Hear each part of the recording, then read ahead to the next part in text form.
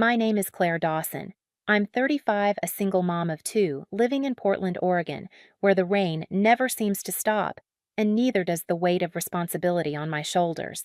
People always described me as the dependable one, the glue, the fixer, the person who quietly picked up the pieces whenever someone else dropped them. And for years, I wore that like a badge of honor, telling myself it meant I was strong, that I was good, that someday my family would finally see me not just as their safety net, but as their daughter, their sister, their equal.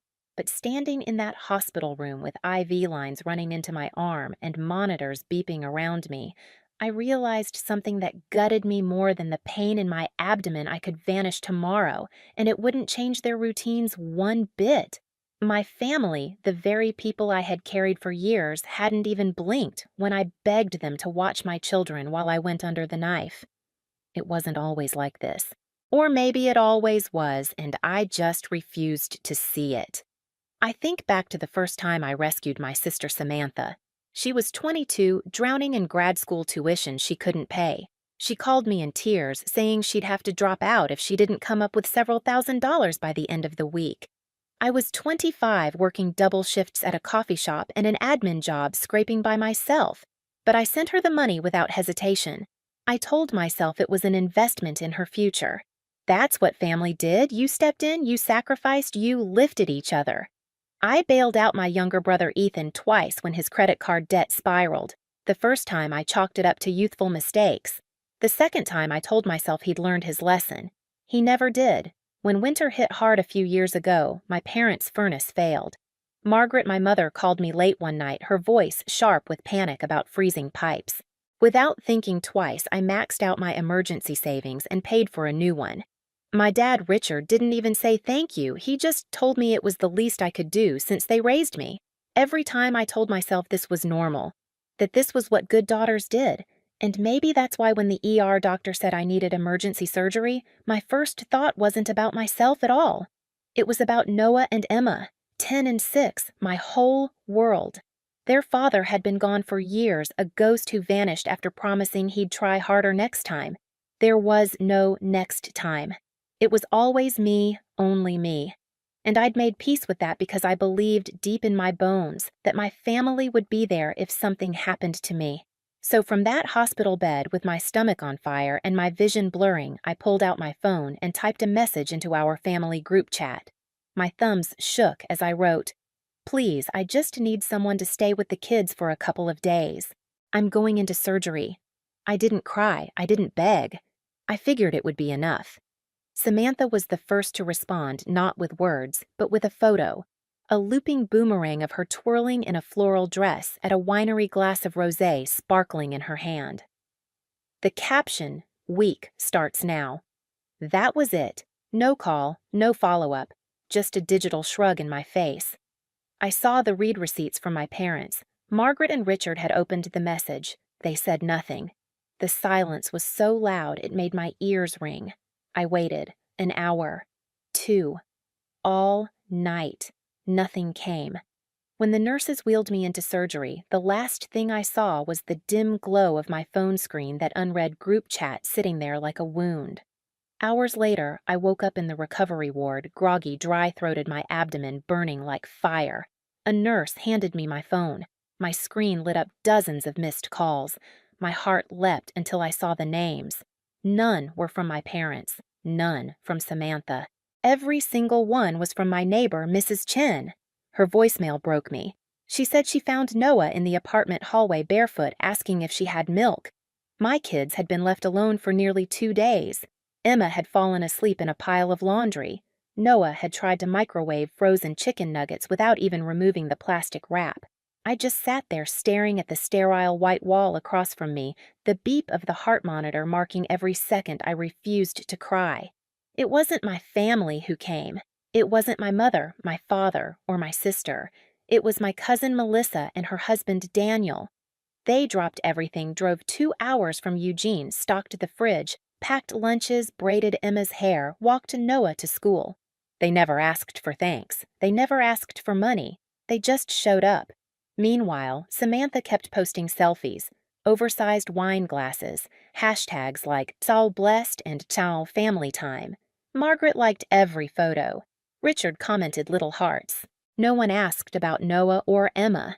No one even acknowledged my message. Those 3 weeks in the hospital blurred into each other, pain meds knocking me out, fluorescent lights buzzing overhead, the world shrinking to a sterile white cube. But even in that haze, I felt it sharp and clear as glass. My family had left me. Not just forgotten, not just distracted, they chose not to care. And in that silence, something inside me shifted. I woke to the soft buzz of fluorescent lights and the harder buzz of my phone trying to claw its way into consciousness with me. 68 missed calls stacked like a skyscraper on the lock screen, and above them a Venmo request blinking in a quiet blue $2,600 urgent. No greeting, no, "How are you, Claire?" Just a number and a typo, as if urgency could be spelled wrong and still demand my pulse. The rain outside had turned the hospital window into a blurred watercolor gray on gray Portland, doing what Portland does. For a minute, I watched drops race each other down the glass and tried to pretend the ache in my abdomen was the only thing I had to manage. But the truth sat beside me on the tray, a paper cup of melted ice chips, a folded discharge pamphlet, and my phone glowing like a small, impatient god. I tapped open the family thread. Nothing, the message where I'd begged for help still there, still read. Then I opened the payment app again, as if the request might transform into a question, into concern, into anything human. It didn't. When I answered the next call from Margaret, she didn't even inhale before launching into it. "Ethan's car died," she said, tone clipped like I'd kept her waiting. "He can't get to class or his shift. We need 2,600. Today." You know how these things are. The way she said "we" made something in me harden. I listened for a beat, waiting for the part where she remembered I was lying in a hospital bed with stitches and a morphine button. Waiting for the part where she asked about Noah or Emma. Waiting for any sign that she understood the math of abandonment. There was only the sound of her bracelets clicking into the receiver, impatient. "No," I said. It wasn't loud, it wasn't mean. It just dropped into the room with the weight of a stone, and for a second even the monitors seemed to reconsider their beeping. Margaret didn't. She sucked in air like she'd been slapped. "Claire, don't be dramatic. Money has gotten to your head." "We raised you better than the last furnace," I said quietly. "The one I bought." My voice surprised me, steady, almost calm. "The tuition payments, the credit cards, the winter you asked for my tax return because it might help your refinance." "That's different," she said, voice sharpening into a mother's scold. "Family is family. We always pull together." I swallowed. The irony burned more than the incision. "I was in surgery," I said. "No one pulled." She hung up before the sentence finished. The rain deepened, tapping the sill in patient fingers. I stared at the ceiling track where the curtain hooked in and out little plastic runners like teeth. I tried to cry, but the tears stuck somewhere high, cooling behind my eyes. When they did fall, they were quiet, the kind that leave salt, but not sound. I thought about Noah's bare feet in the hallway and Emma's hair tangled like seaweed because no one had braided it. I thought about Mrs. Chen's voice on my voicemail, apologizing as if care were an intrusion. Samantha's message came next. Not a text, an Instagram DM, as if the medium could soften the message. "Are you still sending for Tyler's birthday trip? Non-refundable?" "No, hello." "No, how are you?" On her grid, she was wearing another sundress, another glass of something the color of a bruise held up to a sky that wasn't Portland. My finger hovered over the keyboard. I didn't type. There's a special kind of dignity in refusing to enter the room where you're not seen. Within an hour, Richard sent a long text dressed as a history lesson. "All we've done for you was the opening argument. You forget the holidays, the times we watched the kids twice total, the way we included you into bills and burdens I paid without a ledger." The closing statement was a screenshot of a GoFundMe titled "Home Repairs for Retired Parents" and a line we're all pitching in. "You used to have a generous heart." I laughed. It wasn't pretty. It sounded like it belonged to someone older, someone who had smoked away her softness. I set the phone face down and willed myself to sleep. Painkillers dragged me under like a tide, but even there I heard the tone of a request, the metronome of obligation. When I woke, the room had dimmed to that hospital twilight that isn't about sun, but about fluorescent mercy. I called Melissa. I didn't plan a speech. The moment she picked up breathing already tuned to my weather, everything came out in quick, quiet spills. The missed calls, the request, Sam's non-refundable boyfriend, my father's fundraiser, the way the word, no felt both too small and like a tectonic plate shifting. She didn't ask for proof. She didn't say she was sorry I felt that way. She said one sentence soft, but with a spine. Maybe it's time they learn what life looks like without you carrying them. There are sentences that crack you and sentences that set the bone. That one did both. I saw my life the way Melissa meant it my name on accounts I didn't use bills. I didn't live under promises that had colonized my days until there were no days left for me. I looked at the blue, grippy dots on my hospital socks, at the neat line of stitches mapping a new border across my body, and I realized I didn't have to go back to the old country. I didn't respond to Margaret's second Venmo request, $100 this time, a new note, Dad's meds. Richard left a voicemail that tried to sound fatherly and landed like a sales pitch. "I don't know what's gotten into you," he said. "People are talking. You're tearing the family apart over a minor procedure." The word minor made my stomach pull. The monitors answered for me. Beep, beep, beep. Samantha posted a story, a screenshot of a quote in curly font about how betrayal always comes from those closest to us. The next slide was a discount code for teeth whitening. I stared at the two back to back until I couldn't tell which was the ad. Hours blurred the way hospital hours do. Nurses' in and out kindnesses folded into small acts, a fresh blanket, the right angle of the bed, a joke that landed. Between their footsteps, my plan formed not as a manifesto, but as a list written in my mind on the back of a cafeteria receipt: shared savings out, backup card cancel, utilities transfer, tuition end. My signature nowhere it doesn't belong. Not out of spite, out of stewardship. Out of a vow I drafted to two small faces who had once colored me in with a pink crayon and called it love. Before sleep took me again, I imagined the house I would return to. Melissa's Tupperware labeled in neat block letters. Daniel's note on the fridge about which days spilled into which lunches. Noah's soccer ball by the door mud dried into a constellation. Emma's hair smooth in two braids because someone kept showing up with patient hands. I imagined stepping inside and not having to earn my own welcome. The next afternoon, the rain paused like a held breath. A rectangle of pale light climbed the far wall and warmed the edges of the discharge papers. I picked up my phone, finally answered the group chat, and typed 2 sentences each, careful each final. I'm home soon. From now on, I will not be funding or managing anyone else's emergencies. I waited for the alarm, the counter-arguments, the legalese of guilt. What came was quieter and somehow worse dots that appeared and disappeared, the choreography of people performing thought. Then nothing. That nothing used to be the river that carried me back to them. This time it was the bridge I walked across. Someone wheeled me to the window so I could see the city before dusk. Portland wore its damp like a good coat. The saint. John's Bridge was a green line against the bruised sky cables like careful handwriting. I pressed my palm to the glass and let the cold teach me its honesty. I didn't feel triumphant. I felt precise. My life trimmed to its borders. My love contained where it belonged.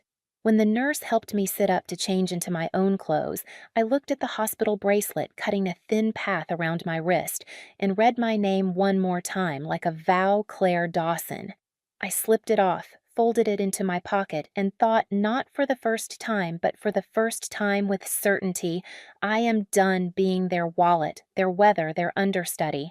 They can learn their lines without me. Outside, the rain started again, soft and steady. Inside, I learned how to breathe without asking permission. I didn't announce it. I didn't stage some dramatic confrontation. I just went home from the hospital, set my bag on the kitchen counter, and began. The first thing I did was open the shared savings account on my laptop. My name had been on it for so long I'd stopped remembering why. I transferred every cent with my signature attached into an account under mine alone. The screen flashed completed, and I felt a weight I hadn't realized was chained to me loosen just a notch. Next, the backup credit card.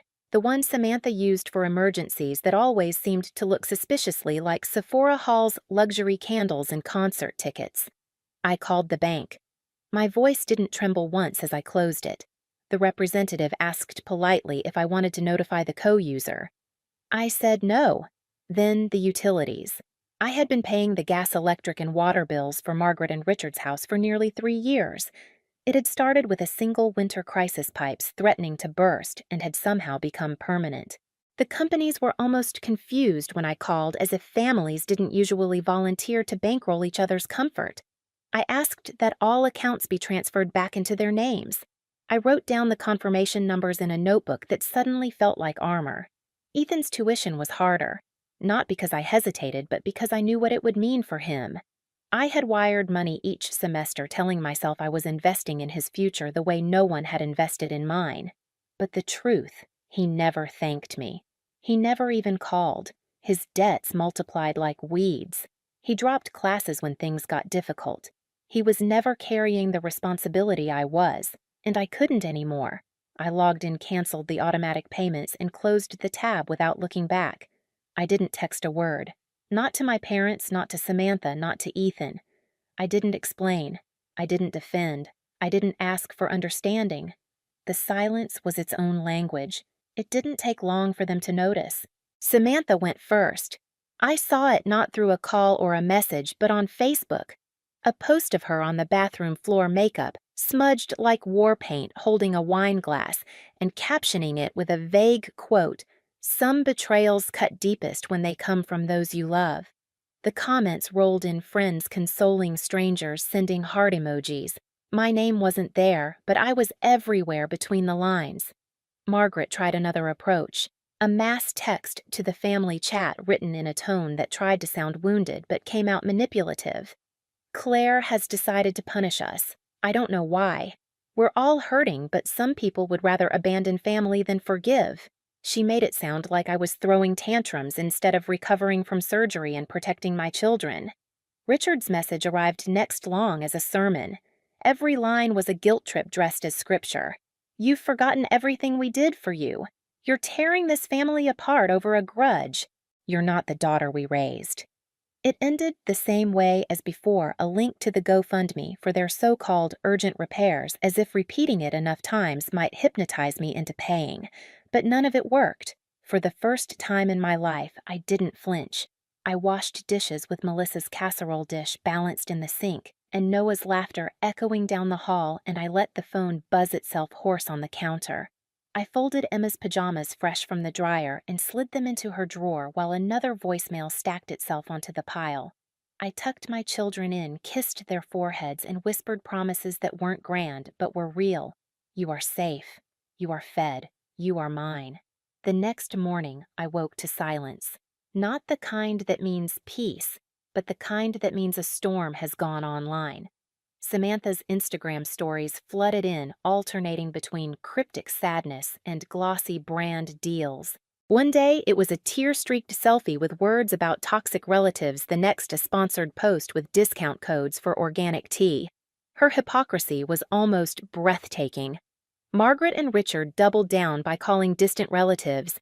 Aunts, uncles, cousins I hadn't seen since weddings began texting me confused, saying they'd heard I'd gone unstable, that I'd cut everyone off in a fit of anger. Melissa heard it too. Relatives called her asking if the rumors were true. She didn't sugarcoat it. She told them every word Claire's saying is true. We've seen it with our own eyes. That single sentence from her was worth more than every apology I'd ever begged for. Still, the performance continued. Margaret made herself the victim at church, whispering in pews that I'd abandoned them. Richard played the weary patriarch, shaking his head and saying he didn't know what had happened to me. Samantha continued her feat of contradictions, branding herself as both influencer and martyr. And Ethan. He said nothing, but Melissa told me she'd seen him posting in group chats about how I'd turned cold. I stayed quiet. I didn't argue. I didn't defend myself. Instead, I gathered screenshots of the group chat where my plea for help with Noah and Emma was ignored, the Venmo requests labeled urgent, the Instagram selfies timestamped on the same day my children had been found alone, Richard's GoFundMe messages. Margaret's guilt-soaked voicemails. I stored them in a folder on my laptop, a folder I named simply Receipts. It wasn't revenge I was building. It was truth, my safety net, my evidence, my quiet counterattack. Days passed like this small acts of reclamation. Each bill I removed from my name felt like unlocking a chain. Each ignored text was a door I closed softly but firmly. Each photo of my children smiling under Melissa and Daniel's care was proof that I hadn't abandoned a family at all. I'd simply chosen the one that showed up. The Dawsons had expected me to cave.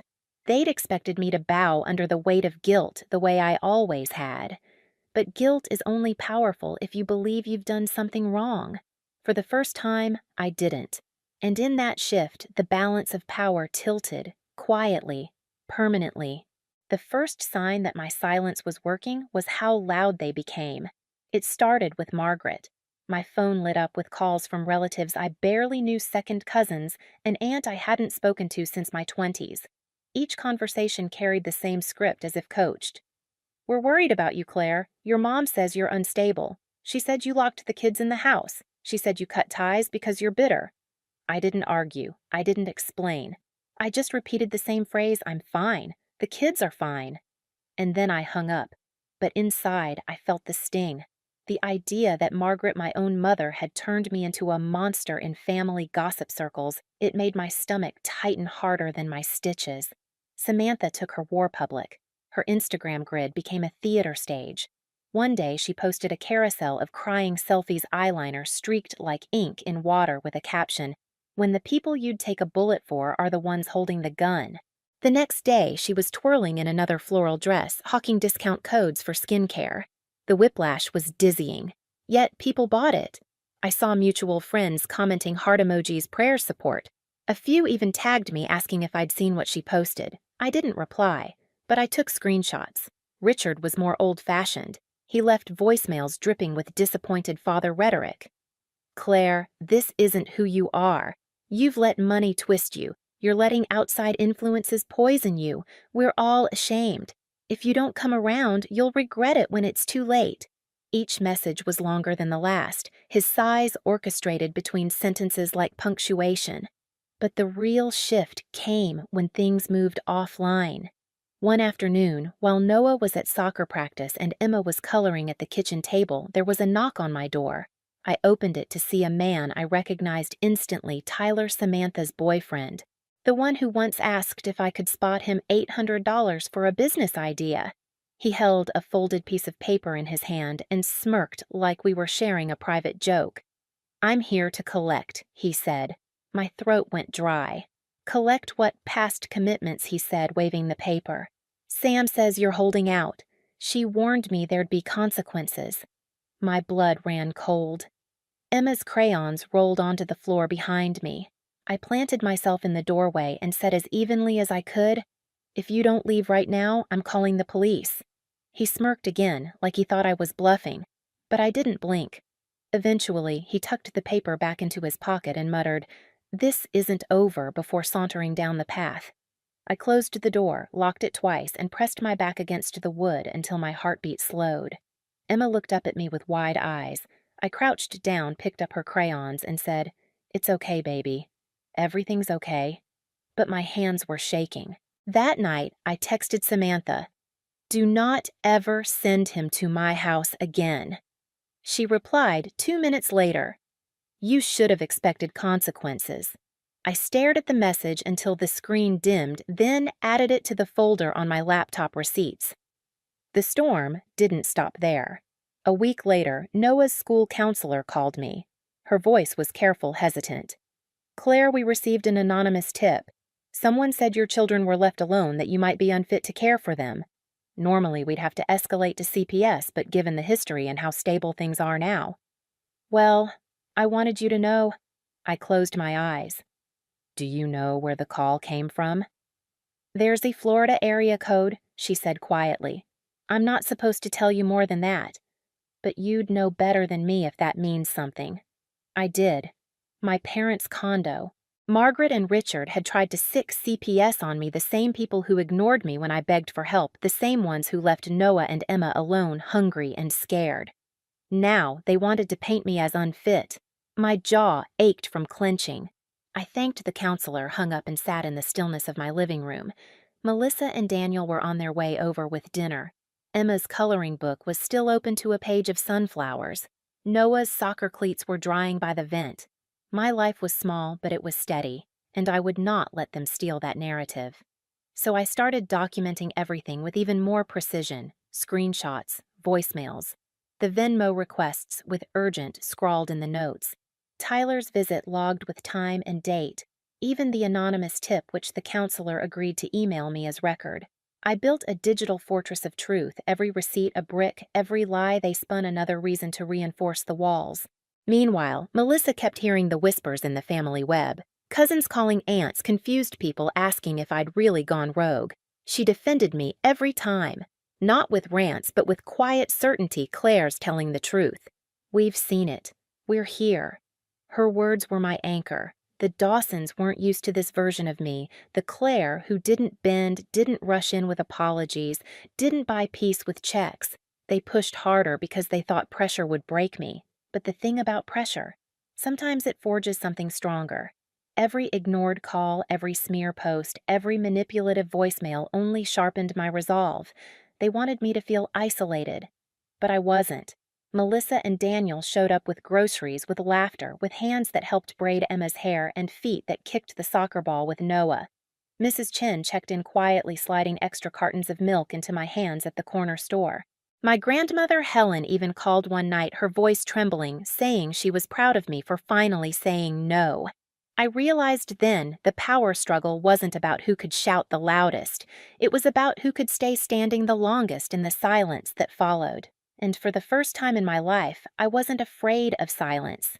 I welcomed it, because silence, I'd learned, can be louder than every performance, every guilt trip, every staged tear. It was the sound of me winning. I used to think confrontation meant screaming matches around the dinner table, raised voices, slammed doors, tears weaponized as ammunition. That was the Dawson family way: create a storm so big that no one remembered the original offense. But the longer I stayed quiet, the more I understood that sometimes the loudest confrontation isn't shouted. Sometimes it's written, documented, laid bare for everyone to see. It happened one night after I tucked Noah and Emma into bed. The house was still except for the hum of the fridge and the faint patter of Portland rain against the windows. Melissa and Daniel had just left after dropping off dinner. My phone buzzed again, another Venmo request from Margaret, another voicemail from Richard, another vague Instagram post from Samantha with the word betrayal scrawled across her bathroom mirror. I sat at the kitchen table, opened my laptop, and pulled up the folder I had been building for weeks: receipts. Screenshots of the group chat where my plea for help had been ignored. The Venmo requests $2,600 marked urgent, $1, $100 for Dad's meds. The Instagram stories from Samantha's winery trip on the exact day my kids had been left alone. Richard's guilt-drenched voicemails. Tyler's message that consequences were coming. Even the email from Noah's counselor confirming the anonymous CPS complaint traced back to a Florida area code. It was all there. Every choice, every silence, every proof. And for the first time, I realized it wasn't just my burden to carry. It was my story to tell. So I started writing. I didn't use their names. I didn't have to. Anyone who knew us would recognize the characters. I laid out the dates: the night of the emergency surgery, the unanswered message the children left alone, Mrs. Chen finding Noah barefoot and hungry. I wrote about Melissa and Daniel stepping in when no one else did, about the Venmo requests, about the smear campaigns the GoFundMe links the boyfriend at my door. I attached screenshots not out of spite, but because truth is easiest to ignore until it has a timestamp. When I was done, I sat back and stared at the screen. My hands were trembling, but not from fear, from release. Then, without overthinking, I posted it. A long, detailed entry on Facebook visible to every relative, every neighbor, every childhood friend still lingering in my contacts. I closed the laptop and walked away. The first comment came within minutes. A former coworker, Claire.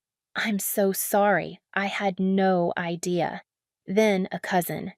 "We always wondered, Thank you for telling the truth. Within an hour, the post had exploded.